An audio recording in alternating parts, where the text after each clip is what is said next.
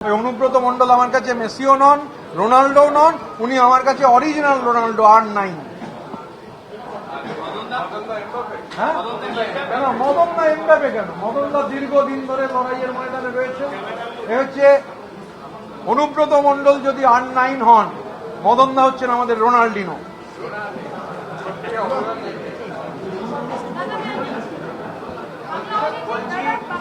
আপনারা খেয়াল করে দেখেছেন যে আমরা সবাই আছি, কিন্তু আমাদের রাজ্যের সভাপতি শ্রী বিপ্লব মিত্র তিনি 21শে জুলাইয়ের কাজেই জেলায় আছেন।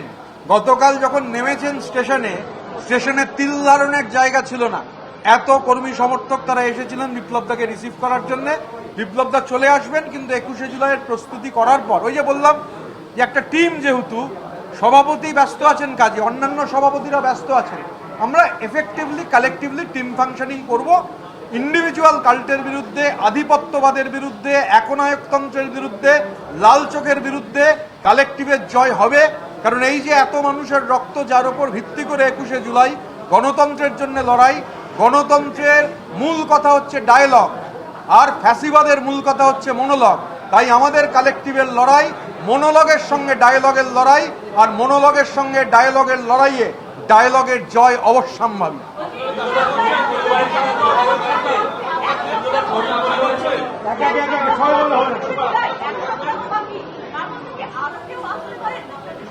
দেখুন, এখন বাজে 5:40, 6:40 কি হবে আমি অন্তত জানি না। Live for this moment.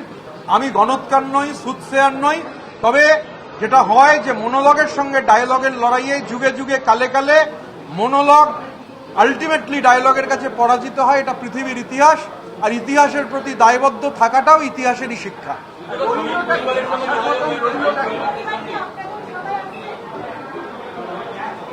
21শে July অবধি অপেক্ষা করুন।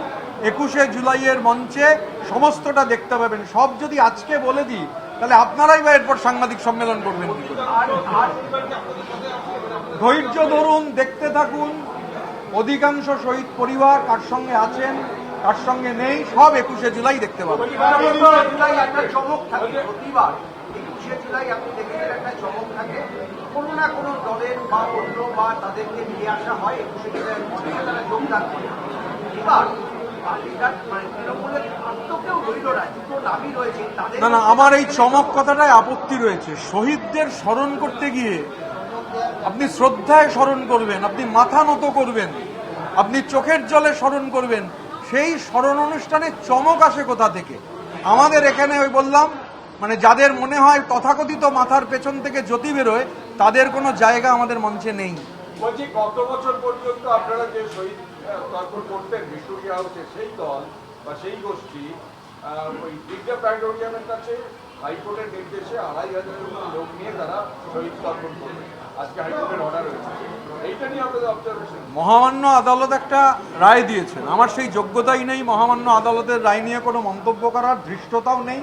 আমি সেই রায় নিয়ে কোনো মন্তব্য করব না। তবে মদনদা যে কথা বলছিলেন, ওই চত্বরে চিনেবাদাম বিক্রি করেন, ওখানে তো ভিক্টোরিয়া মেমোরিয়াল রয়েছে, মানুষ আসেন, ঘোড়ায় চড়েন ওখানে। এবং আমিও ট্রেড ইউনিয়ন করেছি, মদনদাও ট্রেড ইউনিয়নের আমার থেকেও বহু পুরনো নেতা। ওই চত্বরটা এমনিতেই 2-2,500 লোক থাকেনি। আমার শুধু মনে হয়েছে, আমাদের মনে হয়েছে আদালতের, মহামান্য আদালতের রায়ে কেউ কেউ প্রচন্ড স্বস্তির নিঃশ্বাস ফেলছেন। মমতা বন্দ্যোপাধ্যায় আজকে একটা ফেসবুক লাইভ করেছেন। উনি বলছেন যে অভিষেক বন্দ্যোপাধ্যায়কে বাহানা করে আপনারা